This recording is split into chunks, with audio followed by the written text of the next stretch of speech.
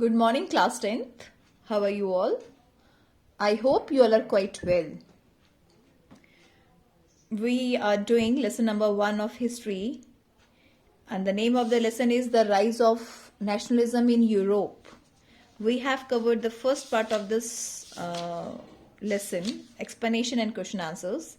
Today we will discuss the question answers of part 2. We have discussed the explanation part of this topic. Now today we will do the question answers. We will do the question answers of this topic in 2 videos. Today is the first video and tomorrow I will send you the second video of the same topic. So let's begin. Question number 1 of this topic is, name the regions of Europe where liberal nationalism spread. Liberal nationalism. Liberal nationalism means they just want to free from monarch. So कौन से regions में Europe के किन regions में liberal nationalism spread हुआ? Germany, Italy, Ireland and Poland. Where did the first revolution of Europe take place? First revolution of Europe कहाँ पर हुआ? Yes, this is what we have discussed in topic 1.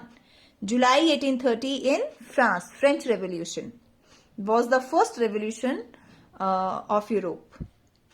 Who were liberal nationalists? And the other form of this question is, another method to ask this question is, the educated middle class consists of which people? Professors, teachers, clerks. These are the liberal nationalists because they are educated, they are aware of their rights. So these are included in the liberal nationalist. Who said when France sneezes, rest of Europe catches hold?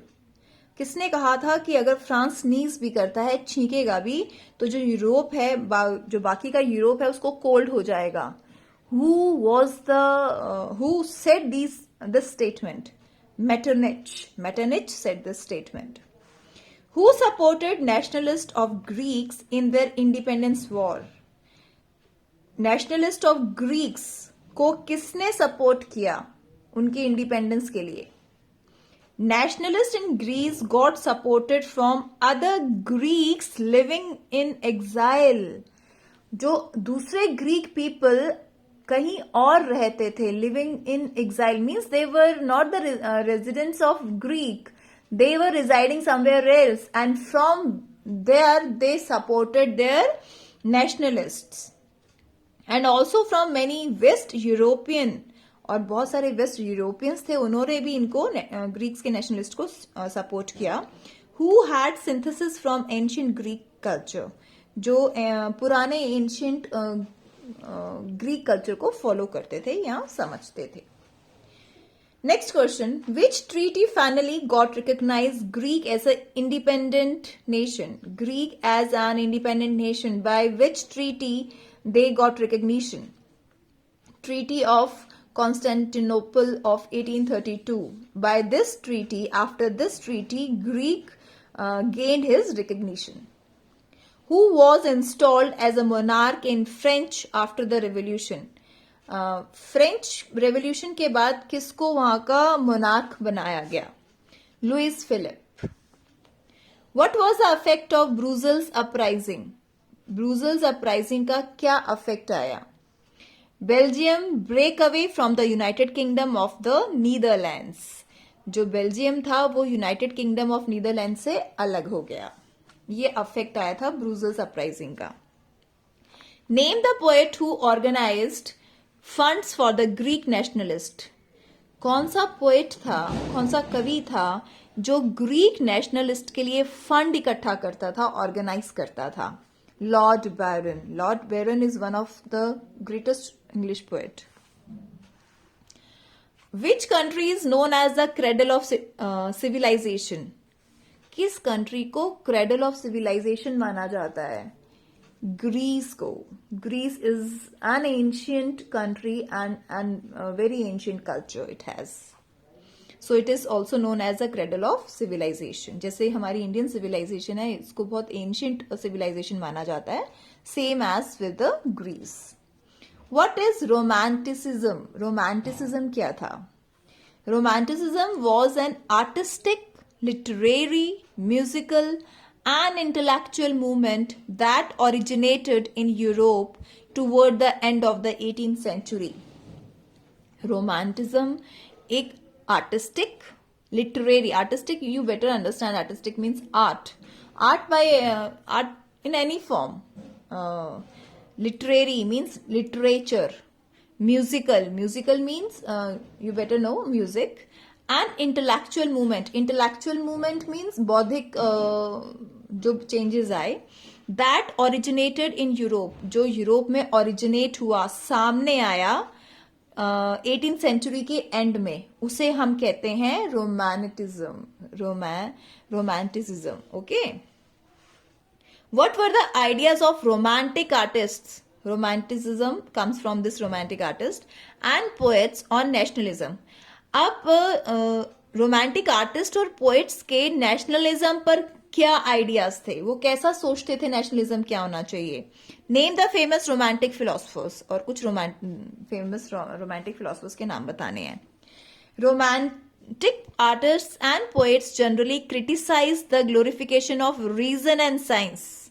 Now see students, जो हमारे ये romantic artist और poets थे, ये criticise करते थे science and reason को. जो आज हम साइंस की बात करते हैं, ये जो रोमांटिसिज्म में जो हमारे रोमांटिक आर्टिस्ट और पोएट्स थे, वो इसको क्रिटिसाइज करते थे, इसकी आलोचना करते थे, इसके फेवर में नहीं थे. और क्या फोकस करते थे, किसके फेवर में थे? And focused on emotions, intuitions and mystical feelings. Mystical means religious, वो विश्वास करते थे इमोशंस पे, इंट्यूशंस पे और मिस्टिकल फीलिंग्स पे, रिलीजियस स्पिरिचुअल फीलिंग्स पे. Their main aim was to unite the people, और उनका जो मेन एम था वो लोगों को यूनाइट करना था, इकट्ठा करना था.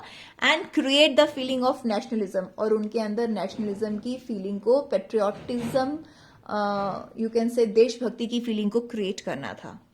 Now the second part of the question is name the famous romantic philosophers. The two romantic philosophers are John Gottfried of Germany and Karol Kurpinski of Poland.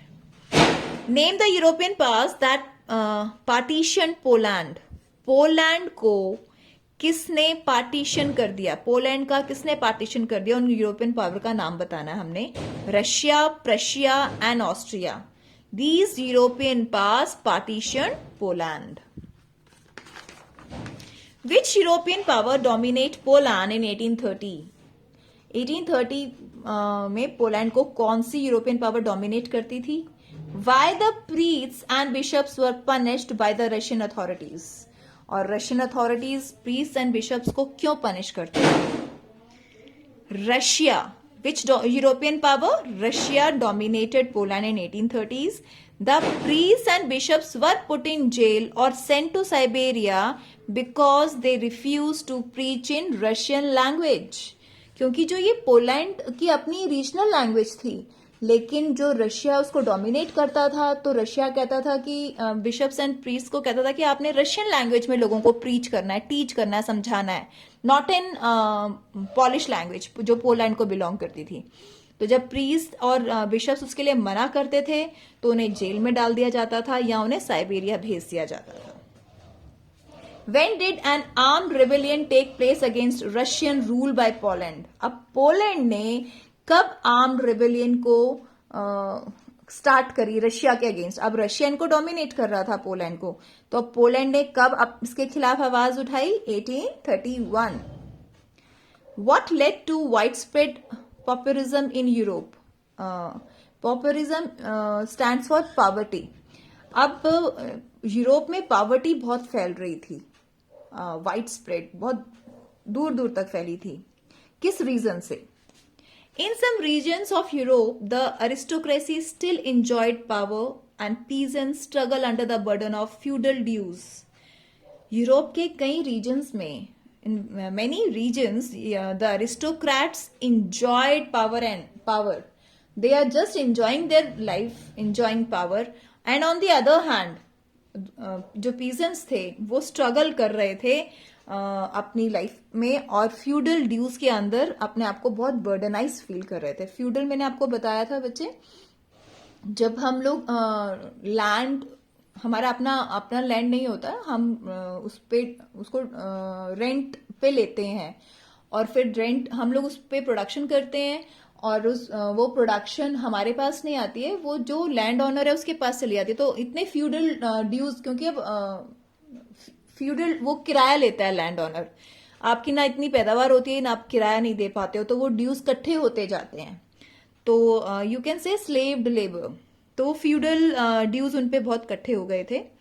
The year of bad harvest अब देखिए उस साल बहुत harvest जो था, जो पैदावार थी वो बहुत बैड हुई, खराब हुई।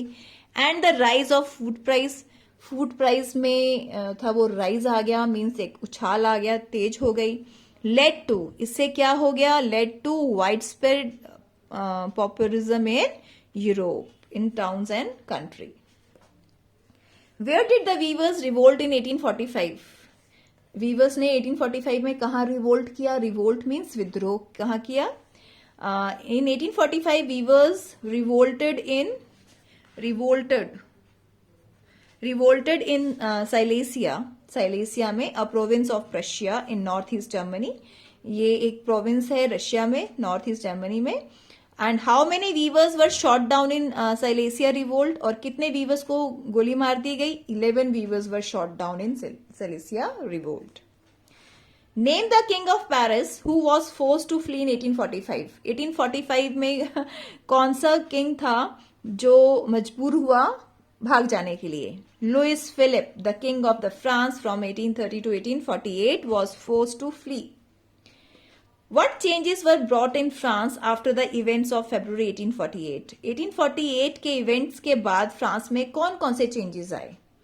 France brought about the rejection of the monarch, उन्होंने मोनार्क के लिए रिजेक्ट कर दिया कि हम लोग राजाओं का शासन नहीं करेंगे। Republic based on universal male suffrage, और हमारे देश में एक रिपब्लिक कंट्री होगा जो यूनिवर्सल मेल सफरेज पे, मतलब सिर्फ males should be right to vote.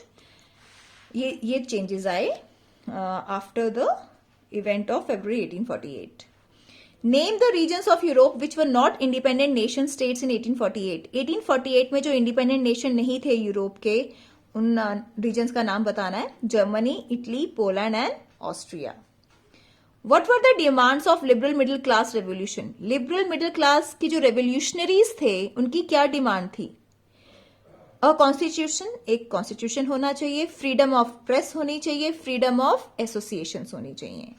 Why did the people assemble in the city of Frankfurt? To vote for all German National Assembly. The people assembled in the city of Frankfurt. हमने पढ़ा था Frankfurt parliament. And how many representatives were elected there? 831. How many elected representatives assembled in Frankfurt Parliament? 831 representatives. Who was offered the crown in the Frankfurt Parliament? Frankfurt Parliament में किसको crown offer किया गया? ताज किसको पहनाने की offer किया गया? Friedrich Wilhelm IV, king of Prussia, जो किंग ऑफ प्रशिया था उसको ऑफर किया गया कि उनको क्राउन पहनाया जाए। So dear students, that's all for today. Rest of the questions we will do in our next video. Till then, watch the video again and make notes in your fair notebook. Thank you class. Have a great day.